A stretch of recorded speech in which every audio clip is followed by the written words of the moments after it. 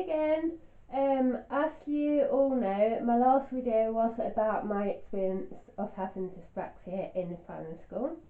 Now I want to talk to you about my secondary school life, really. Before year 7, when I was in year 6, I had going show and tells and going round schools, different schools in my area to look to see which I preferred, really. I had two in mind. The two were really small, which I just loved and I needed, really, and I really loved them both. The first one I remember going to, I really liked the school, and the first question was, I don't know why I asked, but I said, "Have you got any toilets, please?" Looking back and thinking, that was really silly to ask, because of course everywhere has toilets. So in the end I chose the office school.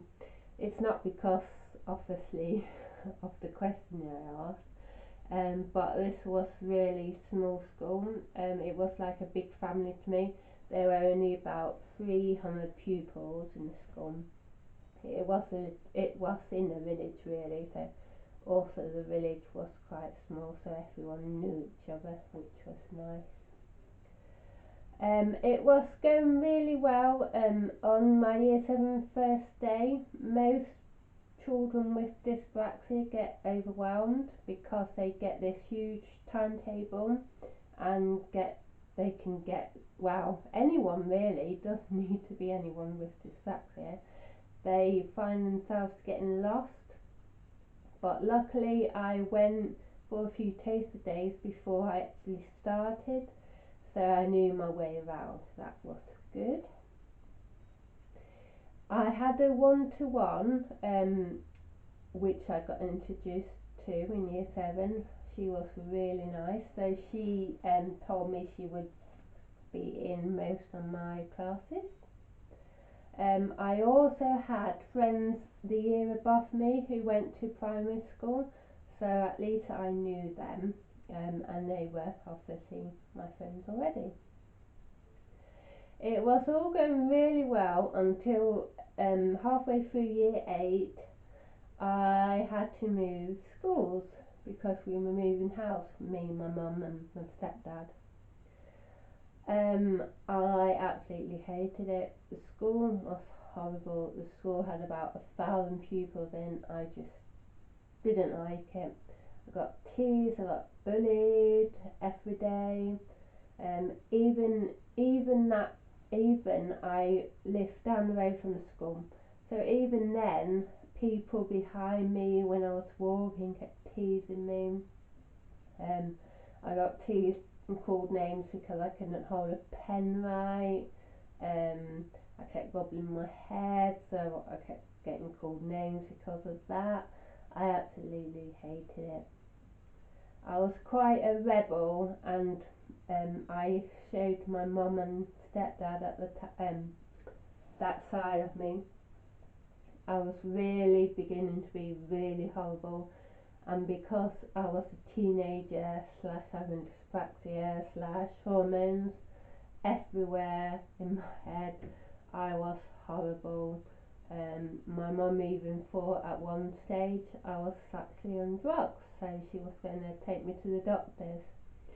Um, Finally, halfway through year 9, I shouldn't say this, but I did get my own way. So I went back to my lovely school, which I loved. So yeah, all my friends were still there. My one-to-one was still there. It was just amazing to be back. Um, it wasn't up until everything was going fine. I loved going to school every day. It was in year 10, after half term in October, there was an incident that happened at school, and it affected everyone. It had a massive impact on everyone, in many different ways. I don't know, emotionally, physically, mentally, just impacted us in a massively bad way. I'm not going into it because it's in the past, and yeah, I don't want to bore you really. But my one-to-one was affected quite badly. So in one lesson I was laughing and joking with a friend of mine, and then she decided to just come out and say, I'm leaving. Um, I didn't take into account until my next lesson, which I just ran out upset. I did confront her. I kept saying why you need to face up to it. She understood and she knew I was right, but in that period, in that situation that happened, she just couldn't face it, and she had to just get out at that point, which I understood. Um, so I did miss her because I loved her basically. Um, 2 weeks later though, she came back, which was good. Um, yeah, that was really good to see her back.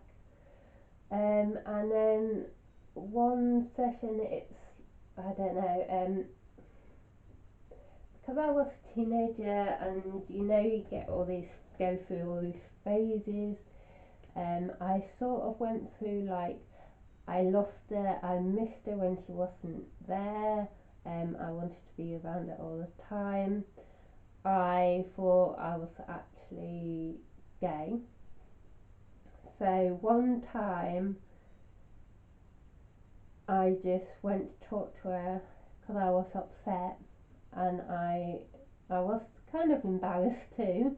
What 15-year-old wouldn't be embarrassed? I kind of like said I like you. I don't know what it is. And then what came next was not what a 15-year-old girl wants to hear from a grown adult. She said, well, Lara, you do know I've got a husband and 3 children. And I just thought, yeah, and it's not like I'm going to do anything about it. Um, but eventually I found out that it was a phase. Um,